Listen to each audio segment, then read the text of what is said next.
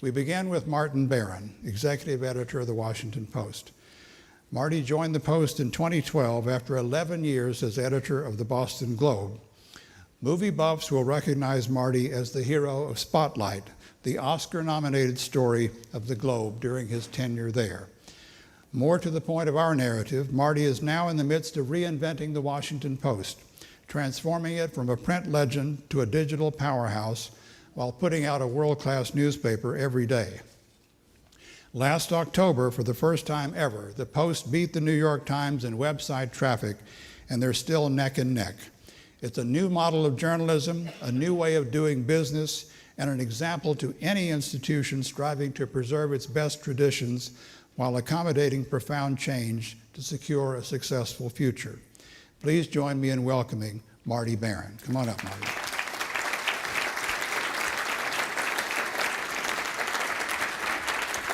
Thank you, sir. All right. Well, welcome. It's nice to have you here, Marty. Thanks for having me. I've got a few questions I'm going to ask, and then we'll be happy to open the mics to anyone else who might have a question for our distinguished guest here. Marty, I see a lot of interesting words associated with the Washington Post nowadays. Words like bandito, and arc, and flex play, and re-engage, which are quite different than the vocabulary we had when I was at the Washington Post Company. How is the Post transforming itself from a print legend to a digital powerhouse? Well, the words that you mentioned sort of refer to how we feel that we need to be at the technological edge. We don't feel that we can follow other people. We feel that we have to have the technological resources in-house, and in order to do what we need to do and do it quickly. And that's part of the approach that we've taken. We have a fantastic technology team in-house at the Post. And Jeff Bezos, when he visited us a week or so ago for our grand opening of our new offices here, talked about how our technology team is as good as anything that they have at Amazon. We spoke very proudly of it. Well done. So that's an important part of it. But let me take you back a little bit to when he bought us, and the deal closed in October of 2013, October 1st. And at that point, he invited us to go out to Seattle, asked us to come up with ideas. And the basic approach was that we were no longer just going to be a news organization focused on Washington, to be for and about Washington, which was our theme at that point. And there was a desire for us to think expansively to think about how we could be a national and even international news organization. And obviously, everything we wanted to do, and the way to do that was to be fully digital, and to think about what would appeal to a national audience, and also what would appeal to a younger audience. Because if we didn't cultivate a younger audience now, we weren't going to have an audience in the future, and so that was very important. So, we thought through that, and a lot of what we did was really look at, we came with our own ideas, he had his ideas, and eventually what emerged was a combination of the two.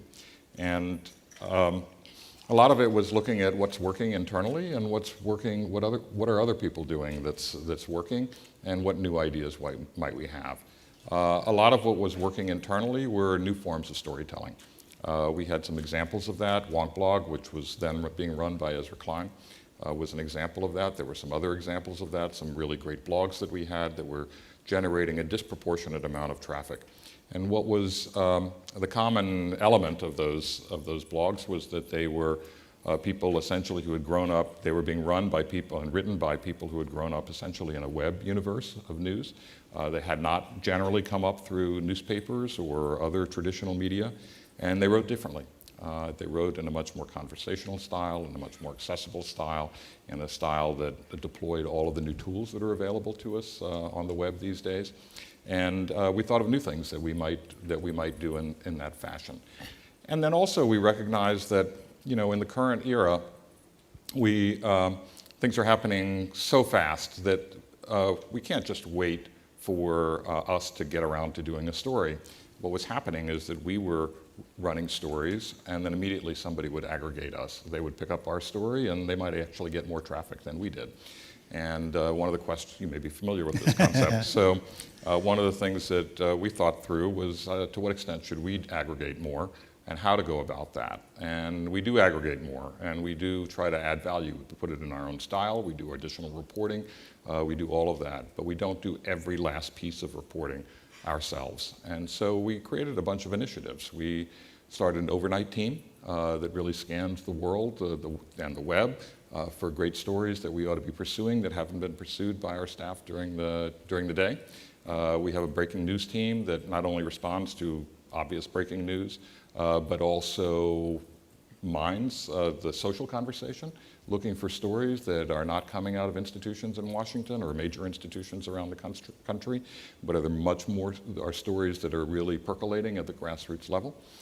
We started something called Post Everything, which is sort of, in a way, kind of our answer to what Huffington Post was when it started, which was inviting other people to comment on our site, to use our site as a commenting platform, as a platform for telling stories. And we thought we could do it differently and maybe do it better. And that's been very successful. And in many ways, some of the most successful things are ordinary people telling their stories, sort of personal memoirs written in the moment with our help in terms of writing and conceptualizing how those things should be written. So we started a whole bunch of new blogs. And we hired for those and had a bunch of new people, probably a net 70 people in the first full year. But about 50 of those were really, some were product oriented, 20 people were product oriented, but 50 people were journalists of one type or another, and they were all digitally oriented. And we hired a lot of people who grew up as journalists, as I say, not in the world of traditional newspapers, but grew up as journalists in the world of the web. And they have a very different approach. And I think that's an important point that needs to be made, is that the web is a new medium. It's just in the same way that television was a new medium when it came into existence, and radio was a new medium when it came into existence.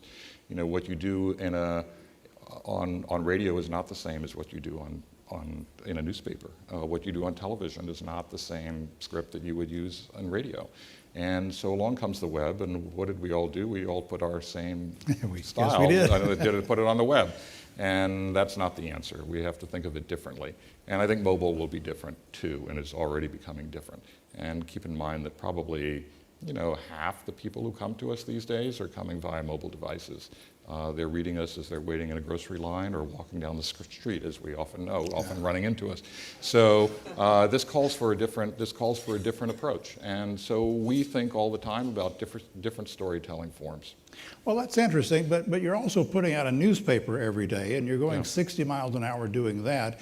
And I assume you can't just do all this by executive fiat. We're going to do this now. You have to get buy-in from your colleagues and so forth. What kind of cultural and operational and financial barriers have you had to overcome to get to where you're going? Well, executive fiat would be nice if it worked. It doesn't work that way, as you suggest. I think you do have to have honest conversations with people about just the way things are today, and talk about how people are getting their information. Just point out that some of our competitors are succeeding when we're not. And talk about what are the consequences of that if we don't adapt. Just frank and honest conversations with evidence, I think, helps a lot. That's I think, extremely important. And then call upon everybody to contribute. On top of that, I think that bringing in new people who do things in a different way helps tremendously, because it provides examples internally of how things can work. These are serious journalists. They deal in serious subjects. We're not talking about clickbait. We're talking about different storytelling forms. And when you have those people in-house and they show how they can succeed on the web, succeed digitally, then they provide an example to everybody else in the room, and you can point to those examples. And journalists are driven by a lot of different things. One is that they certainly want an audience for themselves. And two is they may be envious of other people's audience that they feel that they should have. They want to be recognized as the expert. And my view is that the people who are on our staff should be recognized as the experts in their field, because in fact, for the most part, they are the experts in their field. And we should not allow people who work for our competitors, who don't have the experience, who don't have the expertise, to supplant people who really are great in their fields. So my view is you need to be expert. You need to be the voice. Here's what you need to do in order to be the go-to person and to be the authority on these subjects. And so we do have these regular conversations. We also do measure people's performance, for sure. Now, we don't set quotas for people in terms of how much they should produce in terms of traffic and things like that. But we do want to see evidence that everybody is contributing to the effort. We don't want people to think that this is somebody else's problem. Go hire the digital people. They'll take care of the digital stuff. It's not my problem. It is everybody's challenge, and everybody needs to make a contribution, and we view it that way. So, every 6 months or so, we do look at what kinds of contributions people are making, and we look at people who are star performers, so we make sure that we reward them in some way. And then we look at people who are at the bottom, who, given the nature of their job, should be making a greater contribution to our digital effort. And then we have conversations with them about what they need to do. The people who are in the vast middle, we don't pay that much attention to. As long as it looks like somebody is making an enormous effort, a serious effort, then we're fine with that. We recognize that somebody who's covering local schools is not going to generate the traffic of somebody who's covering Donald Trump. And we don't expect them to be the same by any means. And I have no idea how to set quotas for these individuals. What I want to see is, I recognize that it's my responsibility. I'm making an effort. I'm learning how to do this. And then we also do a lot of training. We have people internally who are doing a lot of training of others. We have an audience team that's now about, I don't know exactly what it is right now. It's about 12 to 15 people on that team.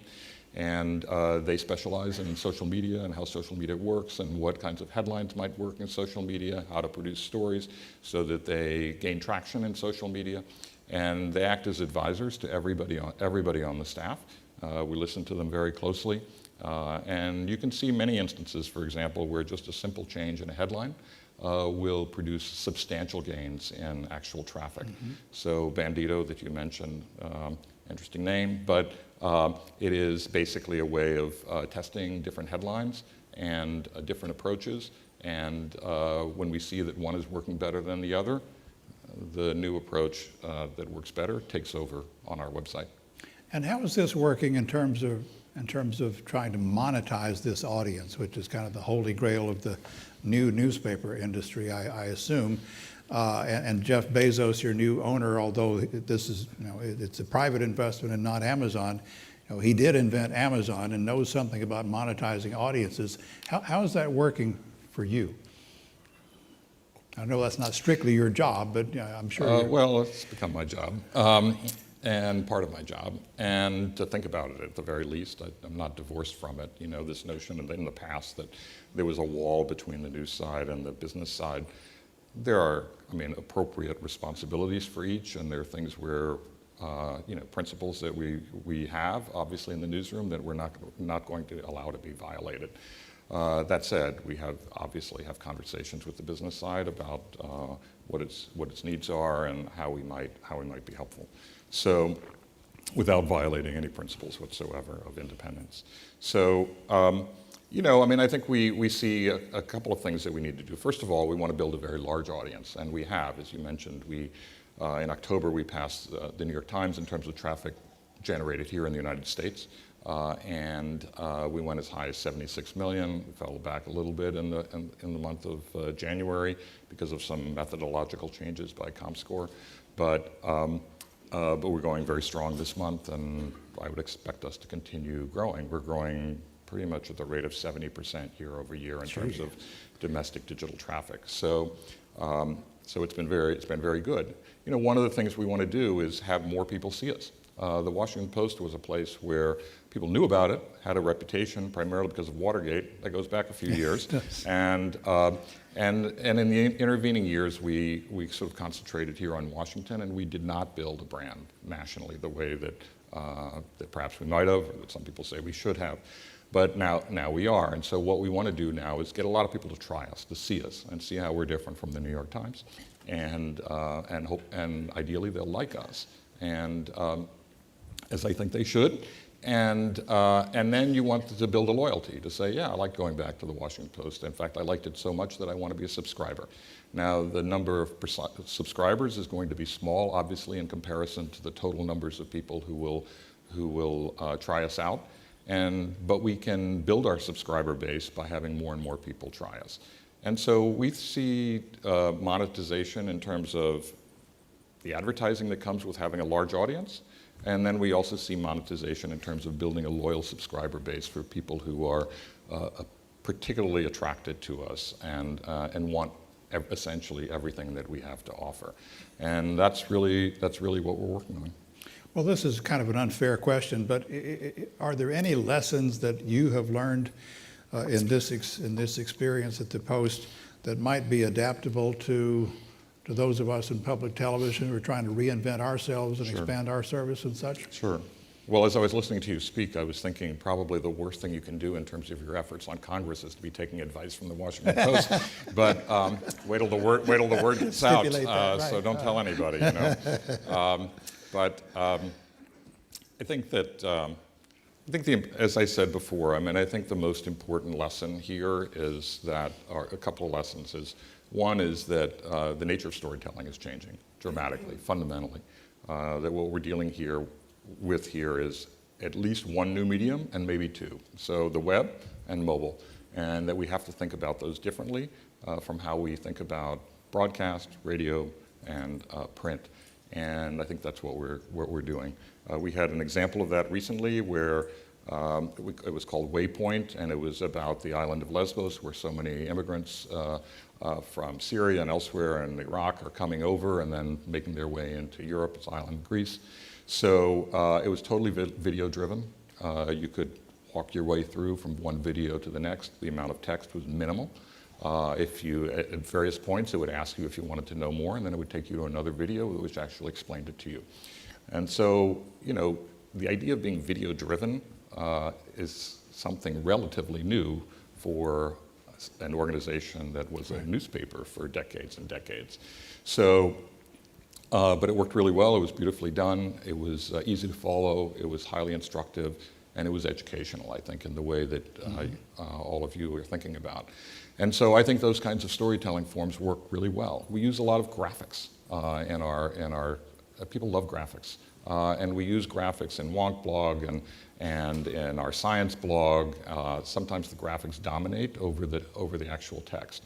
And we use original documents, annotations of original documents with tools like Genius, and where you're annotating individual words and saying, okay, well, let's elaborate on that. What does that really mean? Right. And it's very interactive in the way that you were talking about earlier. So I think that's really important. And the other, I think, great lesson is that, so that's on the editorial side of things.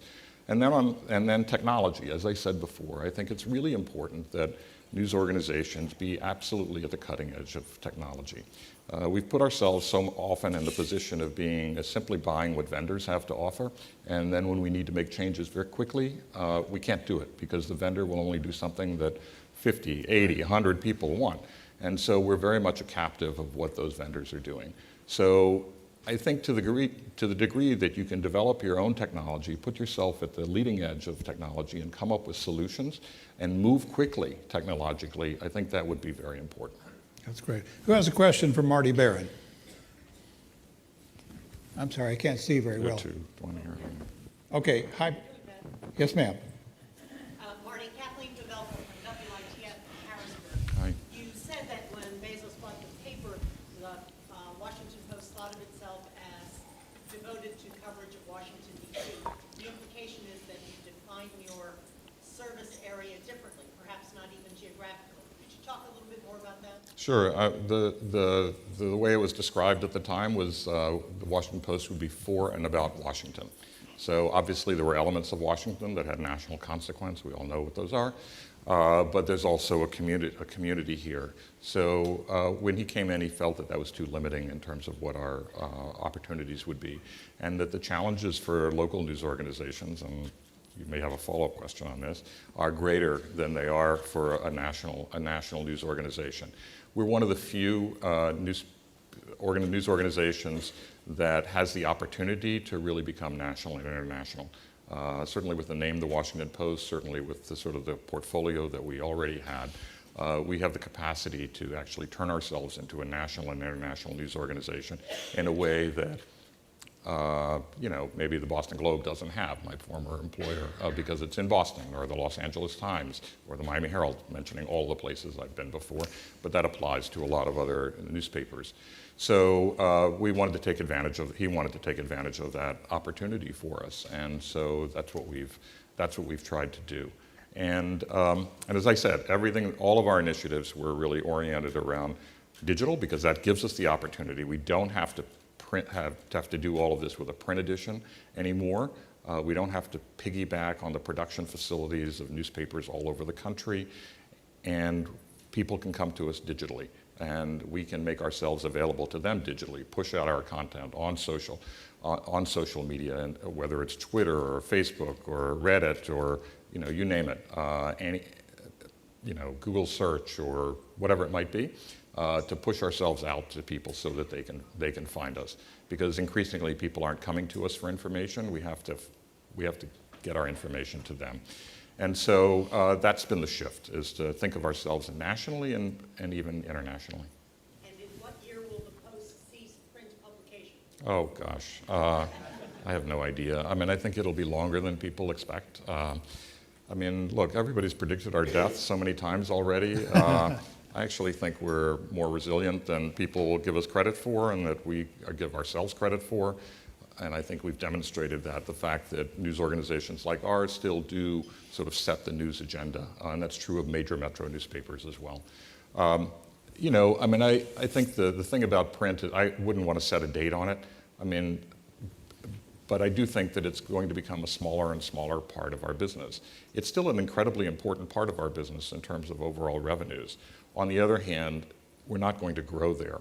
So ultimately, we have to grow. We have to increase the size of our audience, and we have to be where the readers are, where the users are, whatever you want to call them, the audience is. And they are on digital platforms, primarily increasingly on the smartphone. And that is where people are. I know from a previous visit that I made out to Silicon Valley, we talked to a lot of VC companies just to see what they were saying. And one of the major VC companies said, we won't fund anything unless it works on mobile, period. If it doesn't work on mobile, we won't do it. And they showed us all their projections of mobile usage around the country, in the United States, and around the world, and how that's going to grow.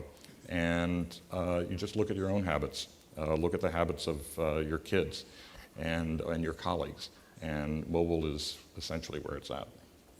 Yes, ma'am. Hi, Rick Schneider from... Oh, sorry, Rick. Rich, excuse me. I really can't see that far. Okay. Hi, Pat. Marty, I'm local here at WETA, so you're my local paper, and I'm a digital and paper subscriber and a big fan. One of the things we pride ourselves on in public television is civility, and in the NewsHour, for example, that's one of sort of our core values and what people think about with Judy and Gwen, and that brings me to online comments in newspaper stories. And I wonder what your feeling is about the importance of it. I've seen different papers take different approaches. Is that going to, do you have any different thinking of it, or the importance of it? Right. Well, I recognize the importance of civility, and as you were saying that, I was thinking, I wonder how you're covering the campaign. But it's sort of slipped over into incivility. Look, comments are, for the most part, a sewer, but there are lots of people there, and people want to have their say. And so we want people to have their say. We want to be sort of democratic, small d, in that way. We don't want to seem like we're some sort of fortress, and we don't allow people to weigh in on the work we're doing. So what we're doing is we're working with, we and the New York Times jointly applied for a grant with the Knight Foundation, and we're working with the Mozilla Foundation, which is sort of administering the whole thing and helping as well. And we're trying to develop a better way of curating comments so that the more intelligent comments surface, regardless of what their point of view is, the more literate comments, the more civil comments, all of those surface, and that we actually promote a civic conversation in comments. That, there was a little bit of delay in getting that off the ground, but it is well underway right now. They feel that they're making good progress. I would expect that sometime this year, we would actually see results of that. And will be open source, because the Knight Foundation only does things that are open source. And we have solicited the participation of smaller news organizations around the country at Knight's insistence, and we're happy to do that. And so my hope is that out of that we will allow people to comment on our stories as they wish, but also promote a more civil conversation. We're not there yet, but I hope we will be. Roy Clem. Yes, Roy Clem from Alabama Public Television. I can hold it. Thank you. Just a quick question. What would you say to a young person who's thinking about becoming a journalist, but that person says to you, I'm a little bit concerned because of the polls where I see journalists aren't held in as high a regard as they once were, for example, when I was young and Walter Cronkite was the most trusted man in America? Right. Well, I usually hear about job opportunities rather than trust when people are thinking about whether to get into the field. You know, in the area of trust, I think it's a serious issue for us. I don't know that I have an answer for what to do about it, other than to do our jobs and do it well. And you know, my view is that a lot of institutions have really taken a hit in terms of public esteem. Politicians have, courts have, everybody, business has, pretty much every profession except the military has taken a huge hit. And I think that's sort of emblematic of what's happening in our society today. So we're not really an outlier in that respect. In terms of what we should do, I mean, I think we have to approach our work in the way that we should. We should approach our work and do it honestly, honorably, fairly, and accurately. And I think that, but in the end of the day, we should also do it straightforwardly and unflinchingly. And I think we have to tell people what we find. I think that people know when we're trying to pander to them, or I think people, they reject the idea of sort of soft pedaling what we've found.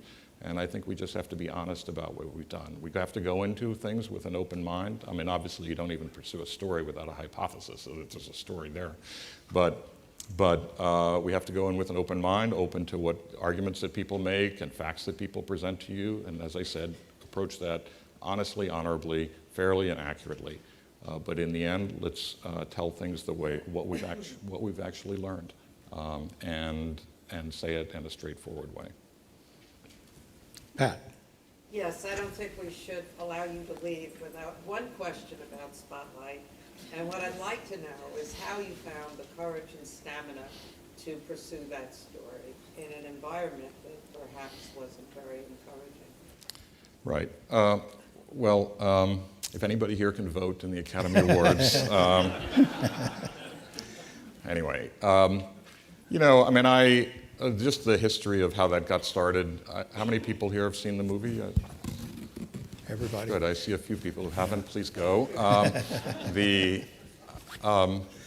mean, the way that it started is when I got to Boston, just the day before I started, there was a column that appeared in the Boston Globe written by Pulitzer Prize-winning columnist Eileen McNamara. I'm sure John has had Eileen on his station from time to time. She's a very forceful columnist, and she talked about the case of one priest by the name of John Gagan, who had been accused of abusing as many as 80 kids. And she said in that column that the attorney for the plaintiffs, the survivors of abuse, had said that the cardinal himself knew about this abuse, and that his lieutenants knew about this abuse, and yet they reassigned this priest from parish to parish without any notification to parishioners or even to other parish priests, and essentially allowing him to abuse again and again and again. And then the attorney for the church said that these were baseless charges, these were irresponsible charges. And at the end of the column, she said, the truth may never be known, because the internal church documents that might reveal the truth are under court seal, under a confidentiality order. And so at my first meeting, on my first day at the Boston Globe, our 10:30 news meeting, where I was just getting to know people, we went around the table as portrayed in the movie, and everybody talked about what they were working on, and nobody mentioned the case of John Gagin. And I had read this column, and I said, well, what are we doing to follow up on this column? On the one hand, you have one side saying one thing, that the cardinal himself knew about this abuse and allowed him to be reassigned. And you have the other side saying that's totally untrue. Can't we actually get at the truth of this?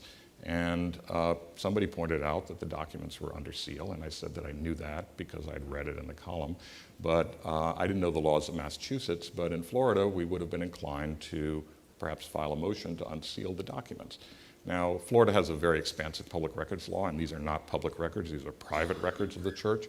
On the other hand, our culture would have been to, and anytime something is sealed that's in the public interest, we would have sought to unseal it. And so, so I said this, had we considered doing this? And there was dead silence in the room. I think people were a little surprised that there's this new editor on his first day at his first meeting talked about filing a motion against the single most powerful institution in Boston. So I said, well, why don't we have a meeting afterwards? And then we decided to go ahead on two tracks. One was talking to our counsel about filing a motion to unseal the documents, and then separately doing a really thorough investigation of what was happening in the church and whether John Gagin, what was the culpability in the case of John Gagin, but also ultimately whether there was a bigger pattern at play. And in terms of, so people have asked me, well, why did you decide to go after the Catholic Church as soon as you arrived in Boston? And my answer to that is I did not decide to go after the Catholic Church as soon as I arrived in Boston. I decided to pursue a story that was in front of us that needed to be pursued to find the truth. I mean, when somebody says the truth may never be known, that should be chum to journalists. I mean, it really should. I mean, we should go after that. And so I wanted to find out what the truth is. I wanted to pursue a story. I didn't want to pursue the church. It just so happened that it was the church. And, people have said, well, how do you have, as you asked the question, how did you have the courage to do that? And I feel very uncomfortable with the word courage in this instance, and I feel very uncomfortable with people who say, oh, you were heroes or things like that. First of all, to me, heroes are people who put their lives and their livelihoods and those of their families at stake, and I didn't do that. But in terms of, I view it as, instead of courage, as a willingness to do our jobs. That is our job. And holding powerful and making sure that we never we never decide not to do our jobs, even if it's the most powerful institution in our community. Because when it is the most powerful institution in our community, or a powerful institution in our country or in the world, we have a special obligation to do it. We can't sort of avert our eyes and go elsewhere. We have a particular obligation to hold people accountable when there is evidence of wrongdoing. And that's what motivated me. And I viewed it as just doing my job as a journalist. And I think that's the way we all ought to view it. Wow. That's great. Thank you very much. Well, We have a question here. all right. There's a question here. Oh, wait, all right, we're going to have one more. That's all we can do. Tom. James Borges from Oh, James, I'm sorry. KUED Salt Lake. Can we talk a little bit more about the business model? Sure. Is a subscription conditional access? Is it a membership? Where exactly is the money flowing into? Well, I'm not sure I understand the question. What do you? If you are a subscriber, does that mean you receive the news service on the web, or do you put it out there regardless? How do you make your money? Well, we have different subscriptions, types of subscriptions that give you access to different things. Some are, subscription to the app. Some are the subscription to our website and every product that we have. There are varying things that you can subscribe to at varying price levels. So we have that. We have a special app that we first introduced for the Kindle Fire, but now is available on iOS and Android, which is a magazine-style presentation of the Post. It's very, very visual. and very designed and not targeted at traditional consumers of newspapers. It's targeted at people who have a more casual involvement with the news. And we first introduced that to Kindle Fire, people who had Kindle Fire, the Kindle Fire, and they got an introductory price called $0, and then they got an introductory price called $1, and then for 6 months, and then they get a real price, okay? So part of it is to try to draw people in and get them to try us out, because people hadn't tried us out before. I mean, coming in immediately with a full price, all it did was dissuade people. They had to sort of somehow calculate in their own minds that, yeah, this is going to be so attractive to me that I'm going to pay the full price right away. And so our approach was, we'll go easy on that. We want them to try us, taste us, experiment with us, see if they like us, then pay a little bit to see what that feels like, and then actually charge them real price. And so that's what we've done on that particular product. So, people who don't pay, they get access to 5 stories a month. And obviously there are ways, we all know that there are ways to get in if you want to do that. I've done that. But that's essentially it. It's 5 stories a month. And, we don't actually disclose our numbers of subscribers. I assume that someday we will when we want to. But we don't actually disclose it in our circulation numbers, but we're pleased with the growth of subscribers. We also recognize that we have a ways to go, and the hope is that by getting more and more people to try us, more people liking us, and perhaps liking us better than our competitors, that they will come to us and be willing to pay and support the kind of work that we're doing. Well, whatever he says, he's my hero. Marty Baron of the Washington Post. Thank you very much. This is great. Thank you, sir.